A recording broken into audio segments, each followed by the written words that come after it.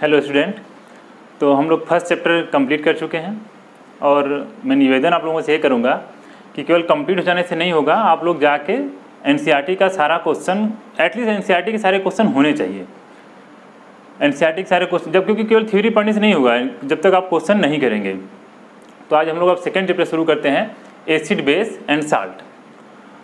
तो ये भी चैप्टर बहुत ही इंटरेस्टिंग है, देखते हैं क्या है एसिड बेस और साल्ट क्या है। तो एसिड जो है, एसिड ये जो वर्ड है आया है एसिडस से, जिसका मीन्स होता है सोर, यानी कि वे सारे सब्सटेंसेस जो खट्टे होते हैं उनको हम लोग एसिड बोलते हैं। तो भाई डिफिनीशन अगर देखें तो acid are the substances sour in taste and change the colour of blue litmus to red. मतलब एसिड क्या होंगे, उनका जो टेस्ट होगा वो खट्टा होगा और क्या करेंगे, ब्लू लिटमस एक इंडिकेटर है, इस इंडिकेटर का जो कलर होगा वो एसिड के साथ रेड हो जाता है। तो ऐसी चीज़ को हम लोग एसिड्स बोलेंगे। अगर केमिकली देखा जाए तो एसिड जो होते हैं ये क्या करते हैं, अगर एसिड जो होते हैं वाटर में आयोनाइज होकर हाइड्रोजन आयन देते हैं एज ए पॉजिटिव चार्ज। क्या होता है, जो भी एसिड होंगे वाटर में डिजॉल्व होंगे और प्रोड्यूस करेंगे हाइड्रोजन आयन। जैसे मान लीजिए अगर हम लोग एग्जाम्पल देखते हैं, अगर ये HCl मान लीजिए हमने लिया, तो अगर HCl को वाटर में डाला जाएगा तो ये HCl क्या करेगा, H+ देगा एज ए पॉजिटिव आयन। तो ऐसे सारे जो केमिकल्स होंगे अगर वाटर में डिजॉल्व होकर H+ देंगे तो उसको हम लोग क्या बोलेंगे, वो एसिड की कैटेगरी में आएंगे। हालांकि एसिड के अगर हम लोग 11th-12th में जाएंगे तो वहाँ पर देखेंगे कि एसिड के जो अलग अलग कॉन्सेप्ट होंगे, अरेनियस कॉन्सेप्ट होगा, लुईस एसिड, लुईस बेस होंगे। फिलहाल हम लोग यहाँ पर यही जानेंगे कि जो भी एसिड होंगे वो वाटर में डिजॉल्व करने पर वो हाइड्रोजन आयन को प्रोड्यूस करते हैं। अब ये हाइड्रोजन आयन कैसे प्रोड्यूस हुआ होगा, देखिए होता क्या है कि इसको जब वाटर में डिजॉल्व करेंगे तो इसका होता है आयोनाइजेशन। हम लोग दो वर्ड के बारे में जान लें। देखिए, एक होता है डिसोसिएशन और एक होता है आयोनाइजेशन। डिसोसिएशन में क्या होता है, जैसे मान लीजिए हमने NaCl लिया, ये NaCl है, तो NaCl पहले से ही आयनिक कंपाउंड था। मतलब ये NaCl का जो फॉर्मेशन हुआ है इसमें ये Na+ है और Cl-, ये पहले से आयनिक कंपाउंड थे और वाटर में जब इनको डिजॉल्व किया गया है तो ये Na+ और Cl- अलग अलग हो गए और ये Na+ Cl- बन गया। लेकिन इसके केस में क्या होगा, यहाँ पर हम लोग वर्ड यूज करते हैं आयोनाइजेशन। आयोनाइजेशन में क्या होगा, ये आयनिक कंपाउंड नहीं है, ये कोवैलेंट कंपाउंड है और वाटर में डालने पर, मतलब कहने का ये है कि ये पहले से H+ या Cl- नहीं था, वाटर में डालने पर इनका आयोनाइजेशन हुआ है और ये H+ और Cl- बनाते हैं। तो क्योंकि यहाँ पर हम लोग बस ये कह रहे हैं कि वे के substances that produces hydrogen ion, ये हाइड्रोजन आयन जो प्रोड्यूस करेंगे इस तरह से, उनको हम लोग बोलेंगे कि वो क्या है, एसिड हैं। क्लियर। तो ये एसिड होंगे। लेकिन एक चीज़ और हम लोग यहाँ पे ध्यान देना है कि मान लीजिए हमने वाटर लिया, अब वाटर में हम लोग क्या कर रहे हैं, वाटर में हम लोग HCl को हमने डाला, ये हाइड्रोजन क्लोराइड गैस है, इसको अगर ये वाटर सॉल्युबल होती है, बहुत सारी गैसें ऐसी होती हैं जो वाटर में सॉल्युबल होती है, जैसे ऑक्सीजन भी वाटर में सॉल्युबल होती है, जैसे एक्वेटिक लाइफ सर्वाइव करती हैं। तो ऐसे ये हाइड्रोक्लोराइड गैस है, जब इसको हम लोग वाटर में डालते हैं तो उसमें इसका आयोनाइजेशन हो जाता है और ये H+ बनाता है और Cl- बनाता है। तो इसमें हम ये क्या है, ये पूरा वाटर है, तो इस अब ये सब वाटर के मालिक्यूल है, इसी में हमने कुछ डाल दिया है, तो होगा क्या ये जो H+ बनेंगे तो ढेर सारे वाटर मालिक्यूल हैं, तो ये जो H+ होता है जो वाटर मालिक्यूल है उसके साथ जुड़ जाता है। मतलब ये जो H2O है ये H+ इसके साथ जुड़ जाता है। एक्चुअली होता क्या है कि जो H2O का स्ट्रक्चर देखा जाए तो कुछ इस तरह से होता है, देखते हैं नीचे शायद ना दिखे। तो होता क्या है कि ये जो हम लोग स्ट्रक्चर के बारे में हालांकि अलग से पढ़ेंगे कार्बोनेट कंपाउंड में, तो ये H2O का देखिए ये कुछ ऐसे होता है, ये बॉन्ड होता है, ऐसे ऐसे यहाँ पर इलेक्ट्रॉन होते हैं और एक न्यूट्रल कंपाउंड है H2O है, इस पर कोई चार्ज है नहीं। और अभी हम लोग क्या देख रहे थे कि जो HCl है, अब HCl क्या था, HCl के बीच में ऐसे बॉन्ड था, अभी ब्रेक हो गया तो ये H+ बन गया है, मतलब बॉन्ड का जो इलेक्ट्रॉन था क्लोरीन के पास चला गया, इसके पास ऐसा हो गया है और ये Cl- बना। तो क्योंकि हम लोग जानते हैं कि हाइड्रोजन में क्या होता है, एक प्रोटॉन होता है, प्रोटॉन पे पॉजिटिव चार्ज होता है और एक इलेक्ट्रॉन होता है, इलेक्ट्रॉन निकल चुका है तो ये पॉजिटिव चार्ज केवल है, तो ये पॉजिटिव चार्ज है, तो यही पॉजिटिव चार्ज क्या कर रहा है, यहाँ पे जाके जुड़ जा रहा है। तो देखिए ये पहले से न्यूट्रल था, इस पर आके पॉजिटिव चार्ज जुड़ रहा है, तो इसलिए जो फॉर्मेशन होगा ये बनेगा कुछ ऐसा, इसको हम लोग बोलते हैं हाइड्रोनियम आयन। तो जो हम लोग बात कर रहे थे कि एसिड जो होंगे वो हाइड्रोजन आयन को प्रोड्यूस करते हैं। तो हाइड्रोजन आयन को प्रोड्यूस करते हैं, लेकिन जो हाइड्रोजन आयन होता है वो एग्जिस्ट करता है हाइड्रोनियम आयन के रूप में। और ये H+ है, अब इसमें से अगर इलेक्ट्रॉन निकल गया है तो केवल प्रोटॉन बचा है।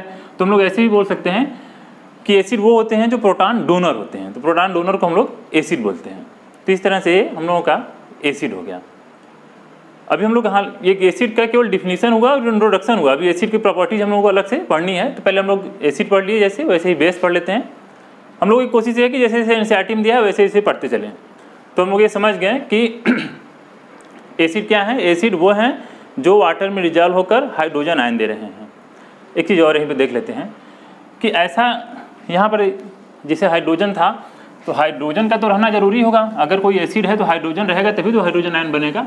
जैसे अगर हम ये कहें जैसे HCl है, अब HCl इसमें हाइड्रोजन था तभी ना H+ आएगा, है कि नहीं। जैसे मान लीजिए H2SO4 है, तो H2SO4 तो ये भी जब टूटेगा तो इस तरह से बनेगा, यानी कि हाइड्रोजन है इसलिए H+ दे रहा है। लेकिन ऐसा कोई ज़रूरी नहीं होगा कि जहाँ हाइड्रोजन है वो एसिड हो ही जाए। जैसे मान लीजिए अगर वो वाटर में डिजॉल्व हो भी रहा है, लेकिन अगर हाइड्रोजन आयन नहीं प्रोड्यूस हो रहा है आयोनाइजेशन द्वारा, तो वो एसिड नहीं होगा। जैसे मान लीजिए अगर ये है C6H12O6, ये ग्लूकोज का फॉर्मूला है। अब यहाँ पर देखिए 12 हाइड्रोजन हैं, लेकिन अब कहें कि एसिड है तो एसिड नहीं है, क्योंकि यहाँ पर H+ आयन प्रोड्यूस नहीं हो रहा है। तो इसलिए क्या है, ये एसिड नहीं है। ठीक, क्लियर, ठीक है। तो आगे हम लोग बढ़ते हैं बेस। ये एसिड हो गया, बेस देखते हैं क्या है। देखिए और अगर समझ में आ रहा है तो चैनल को सब्सक्राइब कर दीजिएगा, जिससे कि आपको फिर अगला वीडियो मिल जा सके। बेस, अब बेस क्या होते हैं, तो बेस वो होते हैं जो एक का सॉल्यूशन में एसिड के साथ रिएक्शन करके साल्ट और वाटर बनाते हैं, उसको हम लोग क्या कहते हैं, बेस कहते हैं। जैसे देखिए अभी हम लोगों ने कहा कि HCl क्या है, HCl एक एसिड था क्योंकि ये H+ प्रोड्यूस कर रहा था, तो ये एसिड है। अगर हम इसके सामने कुछ लिखें और ये इसके साथ रिएक्शन करके उधर की ओर प्रोडक्ट की ओर साल्ट और वाटर बनाएं, तो उसको हम लोग बेस कहेंगे। तो जैसे मान लीजिए सपोज दैट हम लोग यहाँ पर क्या लिख देते हैं, NaOH लिख देते हैं।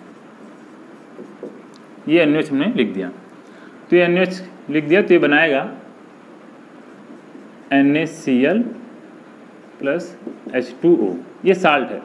तो अब कन्फ्यूज तो ये भी हो सकता है कि उसको साल्ट क्यों बोल रहे हैं। तो साल्ट हम लोगों को अलग से पढ़ना भी है। अगर पॉजिटिव और निगेटिव आयन से कोई चीज़ बना है तो उसको हम लोग साल्ट बोलेंगे, बस पॉजिटिव H+ नहीं होना चाहिए, और जो माइनस वाला है वो OH- में होना चाहिए। ऐसा कोई चीज़ है जो आयनिक है और इस तरह से, तो उसको हम लोग साल्ट बोला करेंगे। तो क्या हो गया, ये हम लोग कहेंगे कि तब ये जो चीज़ है, ये सोडियम हाइड्रोक्साइड है, इसको हम लोग बोलेंगे कि ये क्या है, बेस है। क्लियर, ये बेस है। जैसे वहाँ पर हम लोग पढ़े थे कि एसिड क्या होते हैं, एसिड सोर टेस्ट होते हैं, तो वैसे जो बेस होते हैं ये बीटर होते हैं, ये बीटर होते हैं। और वहाँ पर क्या था, जो एसिड था वो ब्लू लिटमस को रेड कर रहा था, और ये क्या करता है, ये रेड लिटमस को ब्लू करता है। इस चीज़ का भी ध्यान देना है, यहाँ से भी क्वेश्चन पूछे जा सकते हैं ऑब्जेक्टिव में।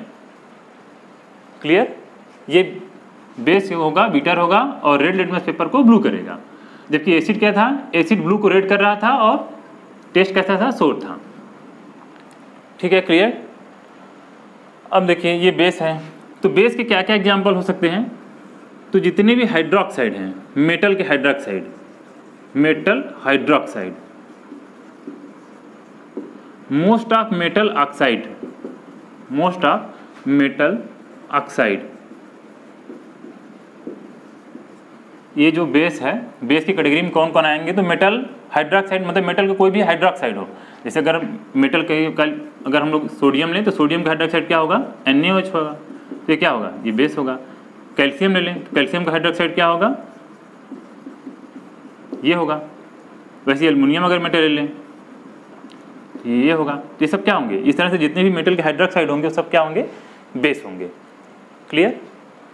मेटल के ऑक्साइड, तो मेटल फिर ऐसी जैसे ये है, तो यहाँ पर जैसे Na2 मेटल का ऑक्साइड हो गया, MgO, Al2O3, most of metal oxide क्या होंगे, बेस होंगे। और क्या होगा, एक एग्जांपल और कर लेते, मतलब ये पूरी कैटेगरी, ये जितने भी होंगे सब, एक दो एक्सेप्शन को छोड़कर लगभग सब क्या होंगे, बेस होंगे। और क्या होंगे, अमोनियम हाइड्रोक्साइड NH4OH, ये बेस होंगे। ये सब क्या करेंगे, एसिड के साथ रिएक्शन करके साल्ट और वाटर बनाएंगे, इसलिए हम लोग इसको बेस बोलेंगे। एक और चीज़ आता है अल्कली। एसिड बेस क्लियर हो गया, कौन होंगे, बेस वो होंगे जो एसिड के साथ रिएक्शन करके साल्ट और वाटर बनाएंगे, उसको हम लोग क्या बोलेंगे कि वो बेस हैं, जो एसिड के साथ रिएक्शन करके साल्ट और वाटर बनाए। और एसिड क्या होंगे, जो एक्वा सोल्यूशन में हाइड्रोजन आयन प्रोड्यूस करे, उसको हम लोग एसिड बोलेंगे। ठीक, अब देखते हैं अल्कली क्या होते हैं।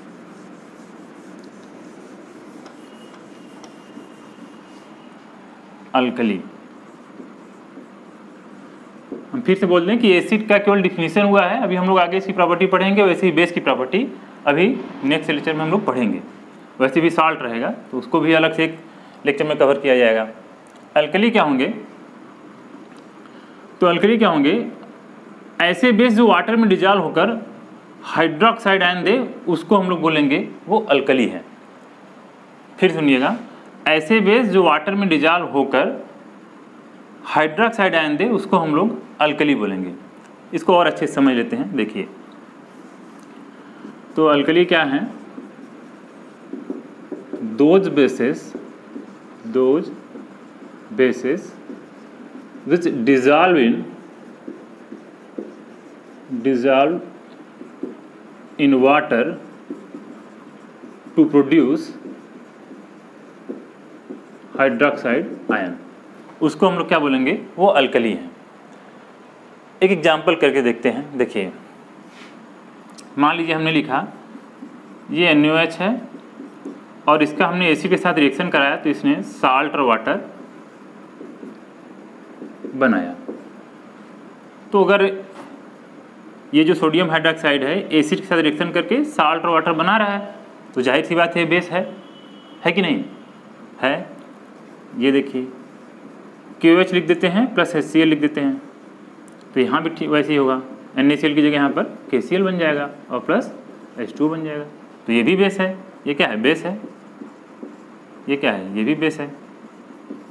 एक और लिखते हैं, ये Cu है, मेटल के हाइड्रोक्साइड बेस थे, मेटल के ऑक्साइड बेस थे, तो ये मेटल का ऑक्साइड हमने लिख लिया। अब फिर हमने क्या किया, यहाँ पर ये HCl लिख दिया, तो यहाँ पर बनेगा प्लस H2O। ठीक है, तो बाय डिफिनीशन हम देख रहे हैं कि जो एसिड के साथ रिएक्शन करके अगर साल्ट और वाटर बनेगा तो बेस होगा, तो ये सब बेस है, ये भी बेस है कि नहीं, बेस तो होगा ही क्योंकि साल्ट और वाटर बन रहा है। लेकिन अब ये क्या है, ये जो दोनों हैं, अगर इन दोनों को हम वाटर में डिजॉल्व करें तो ये क्या करेंगे, OH माइनस देंगे। तो बेस तो है ही, साथ में क्या है, अल्कली भी हैं। लेकिन ये जो है, ये एसिड के साथ रिएक्शन करके साल्ट वाटर बना रहा है, इसलिए बेस है, लेकिन ये वाटर में डिजॉल्व नहीं होता है, इसलिए क्या है, अल्कली नहीं है, केवल बेस है। तो हम ये कह सकते हैं कि ये सब के सब बेस हैं, लेकिन ऐसा नहीं कि सारे बेस अल्कली हैं। ठीक है ना। तो इस तरह से केवल वो वाले बेस जो वाटर में डिजॉल्व होकर हाइड्रोक्साइड आयन देंगे, उसको हम लोग बोलेंगे अल्कली। ठीक। अब लेकिन ये भी कॉन्सेप्ट याद रखिएगा कि ऐसा नहीं कि अगर OH है तो OH आयन देगा ही। जैसे ये है, मान लीजिए AlOH थ्राइस एल्युमिनियम हाइड्रोक्साइड, यहाँ पर हाइड्रोक्साइड है लेकिन ये वाटर में सॉल्युबल नहीं है, तो इसलिए ये भी क्या है, बेस है लेकिन अल्कली नहीं है। तो इस तरह से आज हम लोग एसिड और बेस क्या होते हैं कंप्लीट हो गया। अब नेक्स्ट टाइप पर जो लेक्चर होगा, हम लोग एसिड का प्रॉपर्टी पढ़ेंगे, या उसके पहले हम लोग इंडिकेटर, एक टॉपिक है इंडिकेटर को कंप्लीट कर दिया जाएगा। थैंक यू, आज के लिए इतना ही।